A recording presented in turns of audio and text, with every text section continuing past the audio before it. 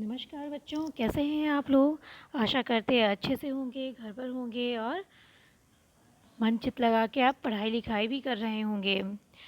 बच्चों, हम लोग जो पढ़ रहे थे वो था किम तरतुम जानाति भवान, और ये चैप्टर आप लोग कंप्लीट कर चुके थे।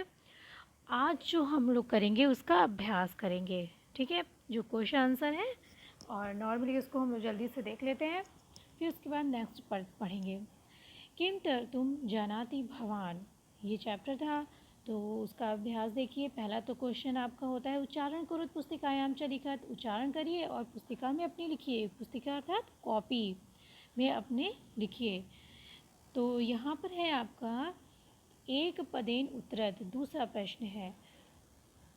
एक पद में उत्तर देना है। कह विहर्तुम नावम आरूढ़ः। कह मीन्स कौन, कह का मीन्स कौन, विहर्तुम घूमने के लिए, नावम नाव पर, आरूढ़ः चढ़ा, कौन घूमने के लिए नाव पर चढ़ा। तो बच्चों प्राध्यापकः। जब इसके आगे आप विसर्ग, इसमें कुछ अशुद्धियाँ हैं जो आप बहुत ज़्यादा नहीं है, थोड़ी मोड़ी हैं जो आप दूर करते जाइए। हम बोलते जा रहे हैं और आप उसको करते जाइए। अध्यापक, इसमें आप क्या लगाएंगे, विसर्ग लगाएंगे, ठीक है। चलिए नेक्स्ट है नौकायाः अग्ने सारणम। अग्ने आ गया ना, तो यहाँ ये देखिए ये क्या है, अग्रे। यहाँ क्या रहेगा बच्चों, अग्रे सारणम, ठीक। अग्रे सारणम केन माध्यमेन भवति। नौका अग्रे सारणम किसके माध्यम से होती है, आगे की ओर किसके माध्यम से होती है। तो आप बता सकते हैं किसके, अरित्रम, किसके माध्यम से होती है, अरित्रम। अब यहाँ पे देखिए म के स्थान पे ड़ लग गया है, तो आप बच्चों यहाँ पे क्या कर देंगे, अरित्रम। यहाँ पे आप लिखिए अरित्रम। ड़ के स्थान पे म लिख दीजिए। क ग्लानिम, ग्लानिम अनुभवत, ये अनुभवत, ये जो है ना, अब बता सकते हैं कि इसमें कौन सी संधि हुई है, बताइए। इसमें बच्चों हुई है यड़ संधि, क्योंकि जब इसका आप विच्छेद करेंगे तो बन जाएगा अनु प्लस अभवत, अनु प्लस अभवत, ठीक है। तो अनु उ प्लस अ, उ बदल जाएगा व में और न हो जाएगा आधा। तो ये कौन सी संधि हो जाएगी, यड़ संधि। और यड़ संधि का सूत्र क्या होता है, इको यड़ची। क्या होता है, इको यड़ची। तो कह ग्लानि नाम अनुभवत, किसने ग्लानि का अनुभव किया। अब प्रश्न पे प्रश्न, प्रश्न पे प्रश्न, कौन पूछ रहा था, प्रधानाध्यापक। तो और एक भी जो है ना वो रसायन विज्ञान पढ़ा था ना कुछ पढ़ा था, लेकिन उसके बावजूद वो पूछा चला जा रहा है कि आपने ये तो पढ़ा होगा, वो तो पढ़ा होगा। तो नाविक को ग्लानि का अनुभव हुआ। ग्लानि मीन्स क्या होता है, दुख। ग्लानि मीन्स दुख। तो नाविक को ग्लानि का अनुभव हुआ। जलेन पूरिता का जाता, जलेन, अब ये देखिए क्या है, जलेन। अब इसमें कौन सी विभक्ति, कौन सा वचन है, यदि हम आपसे पूछे तो अब वही फॉर्मूला इस्तेमाल करिए। क्या प्रोनाउंसिएशन उच्चारण आ रहा है, एन। इसका मतलब है कि ये तृतीया विभक्ति है। कौन सा कारक है, करण कारक है। और चिन्ह क्या लगता है, से द्वारा। और ये तृतीया विभक्ति एक वचन है, करण कारक से और द्वारा का चिन्ह लगता है इसमें। तो जल से पूरित, जल से भर भर, का जाता, का मीन्स क्या, का मीन्स क्या, जाता हो गया, जल से पूरित क्या हो गया, तो नौका। क्या हो गया, नौका। नौका ही तो जल से पूरित हो गई थी। चलिए आगे बढ़ते हैं। क कथयति इति लिखत, लिख कर, लिखत इसको छोड़िए, नाविकः प्राध्यापकः कह कथयति, किसने कहा, इति लिखत ये लिख कर, नाविकः प्राध्यापकः इसको लिखिए। यहाँ पे जो लिख कर आ रहा है ना बच्चों, ये सेंटेंस आप हटा दीजिए। इसका तात्पर्य होता है लोट लकार का है। कह कथयति इति लिखत, आदेश दे रहा है, कौन कहा, ये लिखो, नाविक या प्राध्यापक। ठीक, तो यहाँ लिख कर नहीं, लिखो। भवता कदापि गणितम पठितम, भवता आपने, कदापि कभी भी, गणितम गणित, पठितम पठितम पढ़ी, इसमें कौन सा प्रत्यय लगा है, त प्रत्यय। और आपके शुरुआत में ही, इस चैप्टर को पढ़ाने के शुरुआत में ही बताया गया है कि इसमें तुमुन और त प्रत्यय का प्रयोग किया जाएगा। मैक्सिमम अक्तर प्रत्यय भूतकालिक होता है, ये भी हमने आपको बता दिया था। तो और ये क्या हो जाएगा, त ता तम का जो प्रयोग होता है, ये तम नपुंसक लिंग में करते हैं।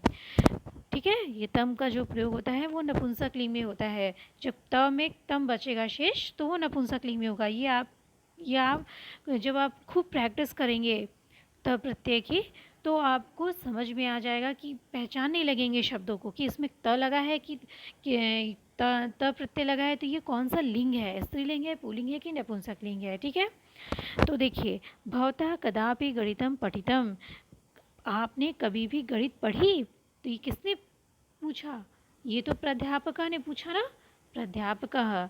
ईदृशम, ईदृशम मे भाग्यम कुतः, ईदृशम इस प्रकार का, में मेरा, भाग्यम भाग्य, कुतः कहाँ, इस प्रकार का मेरा भाग्य कहाँ, ये किसने कहा, नाविकः, ये कहा नाविक ने।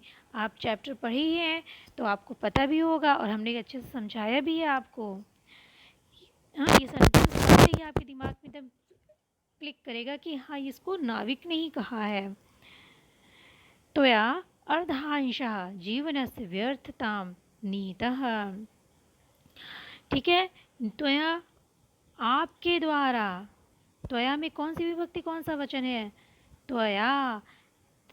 बच्चों इसमें है तृतीया विभक्ति, एक वचन, करण कारक चिन्ह से, द्वारा, से या द्वारा। तो आपके द्वारा अर्धांश जीवनस्य, जीवन का, ये आ गया ना अस्य, यानी कि षष्ठी विभक्ति एक वचन संबंध कारक काकी के, जीवन का, अर्धांश आधा अंश, व्यर्थताम व्यर्थ चला गया है, व्यर्थ कर लिया गया है। ठीक है, तो ये किसने कहा, प्राध्यापकः। अहम तर्तुम न जानामि, अहम मीन्स मैं, तर्तुम तैरने के, तैरना, तर्तुम तैरना, न जानामि, न जानामि। बच्चों वैसे तो यदि तुम उन प्रत्यय लगाते हैं तो उसका अर्थ के लिए के सेंस में आता है, लेकिन जब हम क्रिया के पहले यदि वो आ गया, क्रिया के पहले जो आता है तो उसमें तर्तुम का अर्थात तात्पर्य होगा, तर्तुम का तात्पर्य हो जाएगा तैरना। ठीक है, करना, ये हम ना के सेंस में आ जाएगा। ठीक है, वो प्रयुक्त क्रिया के रूप में ही होगी। ठीक, यदि कोई क्रिया के पहले कोई क्रिया आती है उसमें हम तर्तुम लगाते हैं तो हम उसको एग्जैक्ट वही प्रोनाउंसिएशन करते हैं। जैसे कि अहम तर्तुम न जनामि, यहाँ पे तर्तुम के लिए होना चाहिए ना, लेकिन जनामि के पहले आया है तो यहाँ पे हम तैरना ही बोलेंगे। मैं तैरना नहीं जानता हूँ, मैं तैरना नहीं जानता हूँ। तो किसने कहा, प्राध्यापक। अंत में जब नाव डूबने लगी तो वो क्या बोला, जब नाविक ने पूछा कि आप तैरना जानते हैं, तो उसने बोला मैं तैरना नहीं जानता।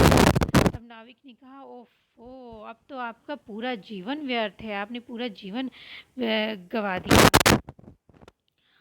तो व्यर्थ कर दिया। यदि तर्तुम न जानाति तदा भवतः सर्वं जीवनं वृथा जातम। देखिए नीचे कह भी दिया, यदि तर्तुम तैरना न जानाति, नहीं जानते हैं, तदा तब भवतः आपका, सर्वम सभी, जीवनम जीवन, वृथा व्यर्थ, जातम हो गया, आपका पूरा जीवन व्यर्थ हो गया।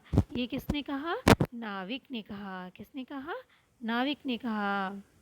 चलिए चौथा प्रश्न पे पहुँचते हैं। चौथा प्रश्न तुमुन प्रत्यय का प्रयोग ही है, जो हमने आपको पहले भी समझाया है, यह आपके चैप्टर के अभ्यास में भी है।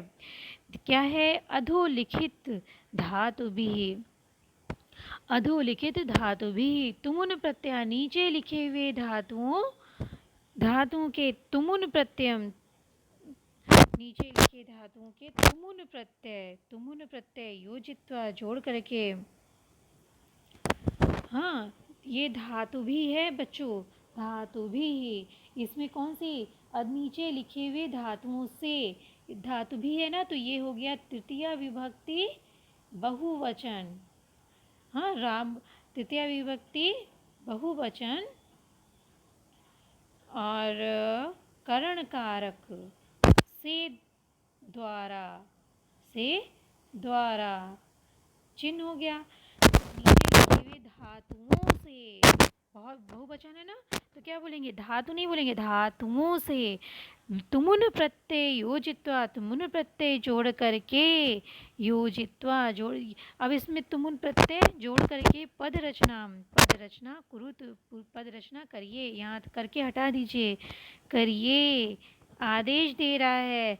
तो हमने सभ्यता की भाषा में बोला करिए, और यदि होता वैसे तो क्या आदेश होता, अब इंग्लिश में क्या कहेंगे, करो, क्या कहेंगे, करो। तो खाद, अब खाद जो है आपका, खाद क्या है, धातु है, हाँ मतलब खाना, और इसमें तुमुन प्रत्यय लगा दिए तो बन गया खादितुम, खाने के लिए। चल में तुमुन प्रत्यय लगा तो चलितुम, चलने के लिए। हंस में लगा तुमुन प्रत्यय तो बना हंसितुम, हंसने के लिए। क्रीड में लगा तुमुन प्रत्यय तो बना क्रीडितुम, खेलने के लिए। पठ में तुमुन प्रत्यय लगा तो बना पठितुम, पढ़ने के लिए। ठीक है, चलिए नेक्स्ट पहुँचते हैं। नेक्स्ट देखिए, नेक्स्ट बोला है त्वा प्रत्यय। त प्रत्यय मैंने आपको पहले बता दिया था। अब ये देखिए त्वा प्रत्यय, त्वा प्रत्यय में बच्चों जब आप धातु में इसको इंक्लूड करेंगे, धातु में जब आप जोड़ेंगे तो त्वा प्रत्यय का, ये जो त्वा प्रत्यय बोलते हैं, लेकिन बचता क्या है, त्वा, शेष क्या बचता है, त्वा। ठीक है, तो अब और इसका सेंस क्या निकलता है, हाँ इसका सेंस निकलता है करके, हिंदी में इसका अर्थ निकलता है करके। ठीक है, तुमुन प्रत्यय का निकलता है के लिए और इसका निकलता है करके। ठीक है, तो ये हो गया पठ धन त्वा।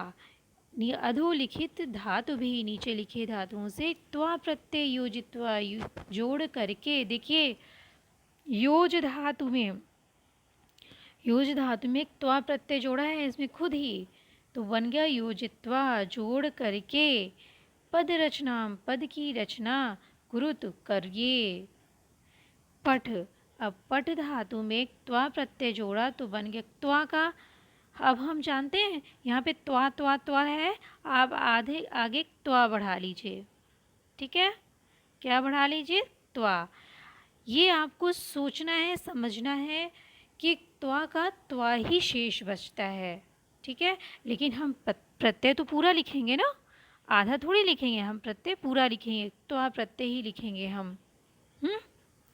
तो हम पठ धन त्वा पठित्वा, नी धन त्वा नीत्वा, देखिए त्वा शेष बच रहा है इसमें।